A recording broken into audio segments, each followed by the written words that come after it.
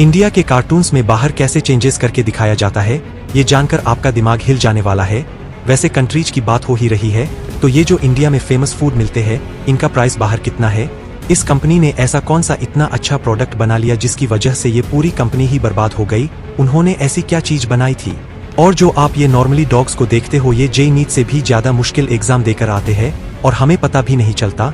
भाई, ये video information का डोज होने वाला है, तो इस वीडियो को एंड तक देखना। और अभी तक सब्सक्राइब नहीं किया तो सब्सक्राइब करके उस बगल वाले बेल आइकन को दबा देना। फैक्ट नंबर 12, आखिर कैसे ये कंपनी अपने सबसे बेस्ट प्रोडक्ट बनाने की वजह से ही डूब गई? आप कुछ ऐसा ही कह सकते हो। आपने टपरवेयर का नाम सुना होगा। इस कंपनी ने बैंकक्रप्सी के लिए फाइल कर दिया है क्योंकि ये अब काफी फेल हो गई है। इसका रीजन ये है कि इन्होंने ऑनलाइन और स्टोर सेल्स पे ध्यान ही नहीं दिया, जबकि लोग वहां से ही खरीदते हैं और कॉम्पिटिटर्स नए और सस्ते प्रोडक्ट्स लाए, लेकिन ये नहीं। और एक रीजन है कि भाई, टपरवेयर के प्रोडक्ट्स इतने रिलायबल थे कि कई लोगों ने इसे फिर से बाय ही नहीं किया, यानी उन्हें फिर से खरीदने की जरूरत ही नहीं पड़ी। और यही चीज कई लोग बोल रहे हैं कि इन्होंने प्रोडक्ट ही इतना अच्छा बना दिया जिससे फिर से लोगों को इसे लेने की जरूरत ही नहीं पड़ी। हाँ, बट ये फुल्ली सच नहीं है। इनके फेल होने के अलग रीजंस भी है, जैसा कि मैंने अभी आपको बताया। Fact number 11, famous luxury brands आपको पागल बना रहे हैं क्योंकि ये जो बेचते हैं ये कोई असल में लग्जरी नहीं है।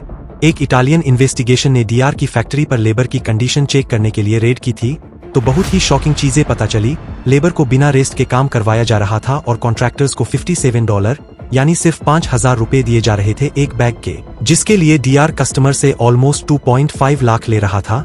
ऐसे ही सेम अमाउंट अरमानी भी अपने बैग्स के लिए कर रहा था। जो बैग वो सिर्फ 8,000 रुपए में बनाते हैं, उसको लग्जरी के नाम पे 1.5 लाख रुपए में ये बेचते हैं। फैक्ट नंबर 10, अगर आपको भी अपना फेस दिखाने में शर्म आती है तो आज के बाद नहीं आनी चाहिए। नहीं, मैं आपको कोई कॉन्फिडेंस का ज्ञान नहीं देने वाला। हाँ, वो तो जरूरी है, लेकिन जब तक वो नहीं है तब तक आप एआई का यूज करके अपने लिए एक नया चेहरा बना सकते हो। आप इस वीडियो में देख सकते हो जिसमें रियल वीडियो इस शख्स की है जिसने अपने आप को एआई की हेल्प से एक लड़की में बदल लिया। इसके लिए आप गूगल पर फेस रैपर नेम से सर्च कर सकते हो। आपको बहुत सारी वेबसाइट देखने को मिल जाएगी जो ये काम आपके लिए आराम से कर देगी। हाँ, लेकिन कई सारी वेबसाइट्स जो अच्छी क्वालिटी की होती है वो पेड होती है। फैक्ट नंबर 9, इस एग्जाम के सामने नीट और आईआईटी जैसे एग्जाम्स भी आपको चाय कम पानी लगेंगे, क्योंकि ये कोई ऐसा वैसा एग्जाम नहीं है बल्कि डॉग्स का एग्जाम है। सेल्फ डिसिप्लिन के लिए जर्मनी के डॉग्स की ट्रेनिंग इतनी ज्यादा खतरनाक होती है कि उन्हें ये भी सिखाया जाता है। 1987 की इस पीक में आप क्लियरली देख सकते हो डॉग्स को फाइनल टेस्ट में एक किटी के सामने बिल्कुल काम रहना पड़ता है और जो एकदम शांत रहता है उसे ही सिलेक्ट किया जाता है। सोचो, ये जो हमारे नॉर्मल इंडियन डॉग्स होते हैं उनके सामने ऐसी सिचुएशंस कितनी बार आई होगी। फैक्ट नंबर 8, क्या कभी आपने सोचा है जब पहले वीडियो कैमरा नहीं थे तो मूवीज आखिर बनाई कैसे जाती थी? ये देखो, ये देखने में बहुत इंटरेस्टिंग लगता है। जैसे कि यहाँ देखो, इस वीडियो को जो आप देख रहे हो ये आप 30 फ्रेम्स पर सेकंड देख रहे हो, मतलब आप एक सेकंड में 30 पिक्चर्स को देख रहे हो। और इस वीडियो में आप देख सकते हो कि कैसे पहले जल्दी जल्दी पिक्चर्स को रन किया जाता था जिससे वो एक मूवी की तरह लगती थी, लेकिन तब उनमें कोई साउंड जैसी चीज नहीं होती थी और ज्यादातर टाइम पीछे से एक आदमी कमेंट्री किया करता था। फैक्ट नंबर 7, ये सच में क्रेजी है। आज मैं आपको कई सारे जानवरों को बिना बालों के दिखाने वाला हूँ। सबसे पहले है बियर, जो अपने बाल उतरने के बाद किसी चूसे हुए चूहे जैसा लगता है, लेकिन फिर भी ये खतरनाक तो लगता है। नेक्स्ट है पैरट, ये जितना खूबसूरत अपने फर के साथ लगता है उतना ही अजीब बिना फर के लगता है। नेक्स्ट रैबिट, जो बालों के साथ तो बहुत प्यारे लगते हैं लेकिन बिना बालों के ऐसे लगते हैं। लास्ट में सबसे मेस्कलिंग जानवर हॉर्स की बात करें तो फर के बिना ऐसा लगता है। फैक्ट नंबर 6, डोमिनोज पिज्जा बनाती है, राइट? लेकिन एक्चुअली में डोमिनोज आपके घर के सामने रोड के गड्ढों की मरम्मत भी कर सकती है। डोमिनोज ने रोड्स के पॉट होल्स को भी भरना शुरू कर दिया है, लेकिन ये एक्चुअली सिर्फ अमेरिका में है।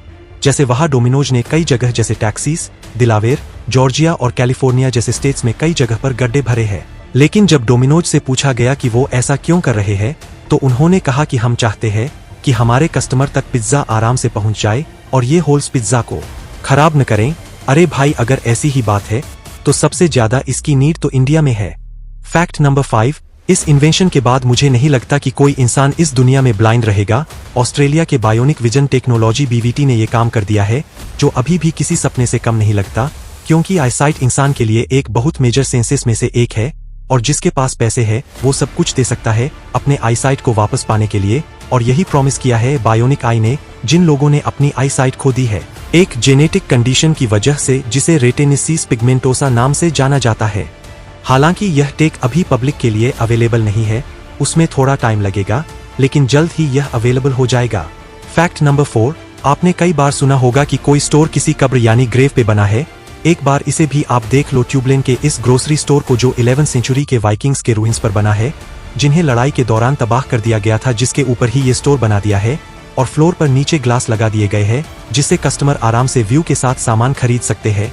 लेकिन इसके पीछे भी एक डार्क साइकोलॉजिकल ट्रिक है, क्योंकि स्टोर वाले चाहते हैं कि कस्टमर जितना ज्यादा टाइम स्टोर में बिताएंगे, उतना ही ज्यादा चांस है कि वो कुछ ना कुछ लेके ही जाएंगे। फैक्ट नंबर 3, आपने रेनबोज के फैक्ट बहुत बार सुने होंगे, जो मैंने भी पहले बताए थे। जैसे रेनबो एक फुल राउंड शेप होता है, अगर आप इसे समंदर या किसी बड़ी से नदी के ऊपर हेलीकॉप्टर से देखोगे तो आपको फुल रेनबो दिख सकता है। लेकिन ये फुल रेनबोज की सबसे खास बात यह है कि जो नीचे का हाफ पार्ट होगा, उसके कलर्स आपको अपोजिट देखने को मिलता है। जैसे अगर एक रेनबो वायलेट से शुरू है तो दूसरा रेड से होगा, यानी कलर्स उल्टे हो जाते हैं। फैक्ट नंबर 2, अनाज पृथ्वी पर उगता है, हम सब एक ही अर्थ पर रहते हैं, लेकिन फिर भी खाने के प्राइसेस इस पूरी दुनिया में अलग है।